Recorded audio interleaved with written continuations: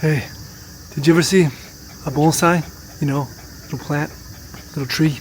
You know the one that Mr. Miyagi was always carefully cutting while Daniel was waxing off all the time?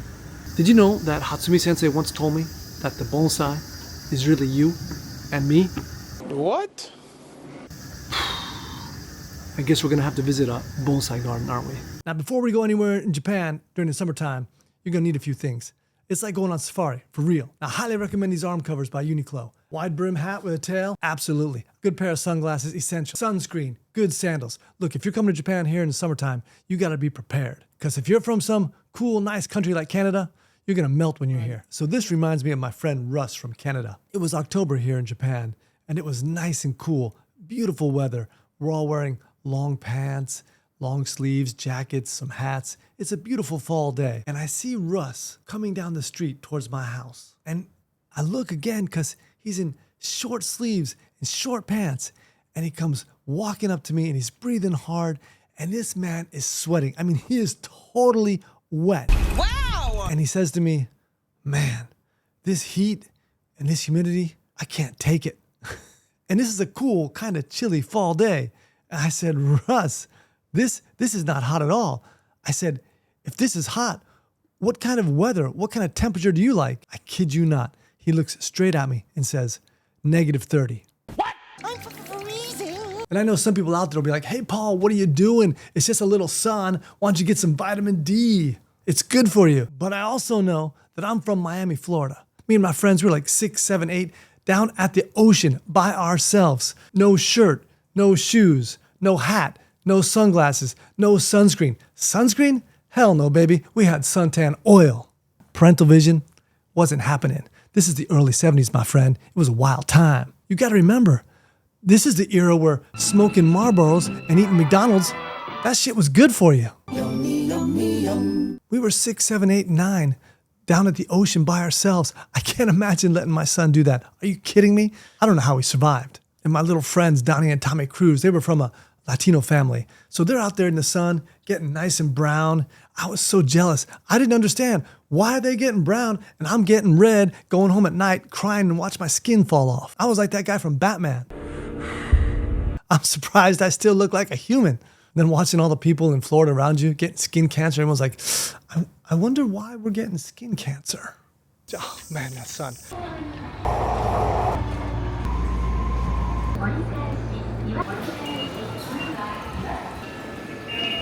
And we got about a half kilo walk. I think we made it.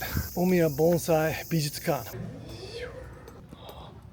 休んだら、あ、すごいね。外がメインなの？そうですね、メインはお庭と、あと今展示が石なので水石の展示がギャラリーの中にあります。 That's where we've got to go, outside, and check those bonsais out.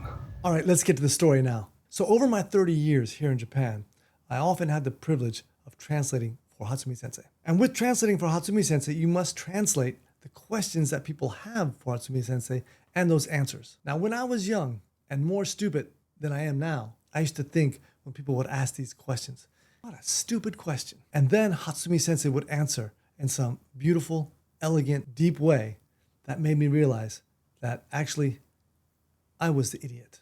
Just like that meme. Look at me, I'm the idiot now. And it was humbling. He just literally crushed me. He was answering other people's questions, but actually crushing me because I had all these preconceived ideas and notions. You know, when you're young, you think you know a lot. And then you realize as you get older that, you know what? I don't know a lot. Just look at this chart. I love this chart. See that little sliver of green? That's the shit you know. You see the little sliver of blue, a little bit bigger than the sliver of green? Well, that's the shit you know you don't know. And then there's the rest of the universe. That's the shit that you don't even know you don't know. That shit's humbling. If that don't humble you, I don't know what will. But if you know this, then you can relax and let some of your preconceived ideas and notions fall away, and you'll probably enjoy life a lot more. One day, a Dai Shihan comes to the dojo, and he asks me to translate a question. He says, why are people nice to you in front of your face and then mean behind your back? And my initial reaction was like, what? Because he's a grown man. And then I thought, oh, wait, put away your preconceived ideas, put away your small-mindedness. Ask Sensei.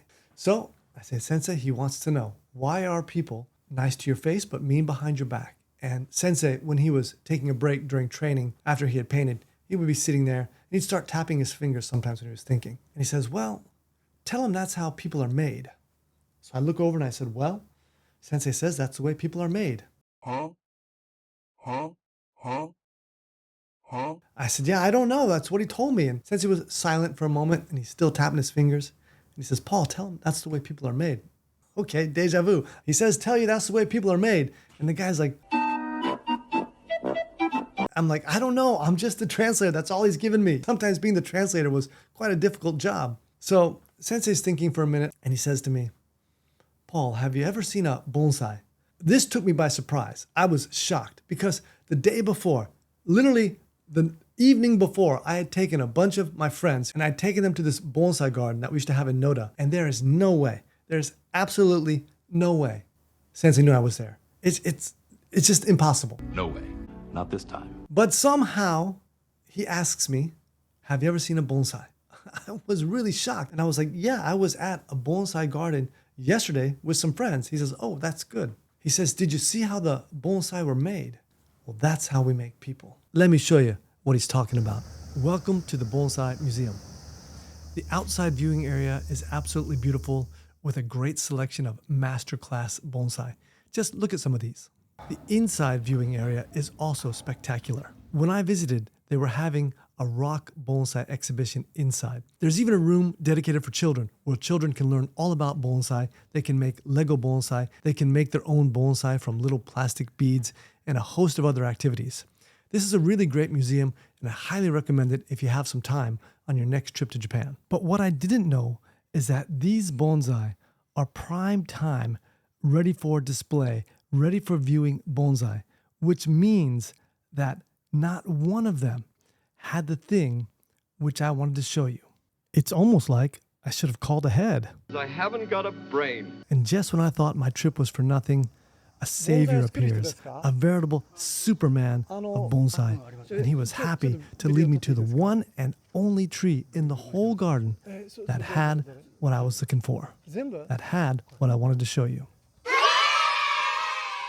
Several long days later. Now let's get back to Sensei's story when he said, Paul, that's how people are made.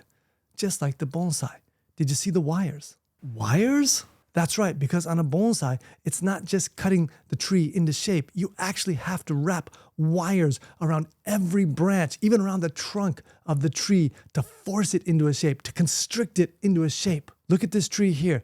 Every branch from the base to the tip, everywhere on this tree is constricted. Even the branches and trunks have hooks to force the tree, to constrict the tree into a certain form. And this is you, and this is me. That's why Sensei said you have to be so careful with your religions, with your philosophies, with the way you think, with all the isms that you believe, the communism, the capitalism, the socialism. All of these are man-made. You can make a person any way you want. You can make them Christian, you can make them Muslim, you can make them Mormon, you can make them a Scientologist, you can make them a philosopher, you can make them love something so much when they see a certain symbol, they get tears in their eyes. Or you can make them hate something so much that when they see a certain symbol, they take out their knives and their guns and they're ready to kill. And if you understand this deeply, it can bring about a great sense of compassion for others within you, which I believe is related to the heart of the warrior, Kajo Chikusei, which I made a video about here. Don't let what you think or believe ruin your life, because often those are just wires that have been wrapped around you without you even knowing it. And it's not your fault because you've been being wrapped with these wires since the day you popped out. First, your mom and dad been wrapping wires around you, and they wrapped the wires around you that never even worked for them. Their parents wrapped them in some wires that didn't make them happy, but they don't know any better, so they keep wrapping you in those same wires that never worked for them. Does that make any sense? Absolutely not. How you been wrapped up? You don't even know how you've been wrapped up. But you think this is you? My friend, this is not even your final form.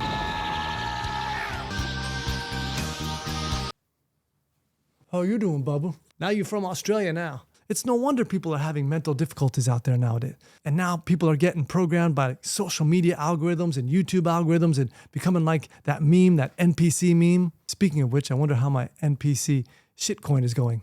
Here we go on CoinGecko. Let's just put in NPC, see what we get. God damn it. But seriously, how have you been wrapped up? It takes a little self-reflection. First, you have to understand that you've been wrapped up. You don't see it from the outside, right? It's just, oh, it's a nice form, it's a nice shape. But you take a look closer and you see all the wires, all the hooks, everything that is binding or constricting this plant or human into a certain shape or form. That's why I believe the Bujinkan martial art, for me, gave me tremendous ability physically, but also gave me the ability to see myself and start to unwrap my wires because no one else is coming. You got to see your wires. You got to unwrap yourself. You got to free yourself. You got to unf yourself, right? And just being able to see those wires, that's the hardest part. Like I didn't even know bonsai had wires. And you can see those. How are you supposed to know you've got wires on yourself? You can't even see them, but they're there. And the last thing Sensei said for this story was, you wouldn't go to a forest and see a bonsai there because it's not a natural state. And that's why in my dojo, I try not to constrict and bind my students up. I want them to reach their full potential in their own body, in their own way, in a joyful and playful manner. Tell me in the comments below, have you seen some wires on yourself? Have you started to unravel yourself? Or what's it like now that you've freed yourself? If you liked the video, give it a thumbs up. If you didn't like the video, give it a thumbs up. Subscribe to the channel if you feel so inclined. And if you're feeling generous, you can make a donation at the links in the show notes below. Really appreciate your support. But most of all, please leave a comment below because that helps the YouTube gods to bless us and helps us build more community and connect with great people around the world. And remember, wherever you are, whatever you're going through, life is an amazing, beautiful adventure. Don't let anybody tell you different. And I'll leave you with this great message from, I believe, Alan Watts. In 100 years, in 2124, we will all be buried with our relatives and friends.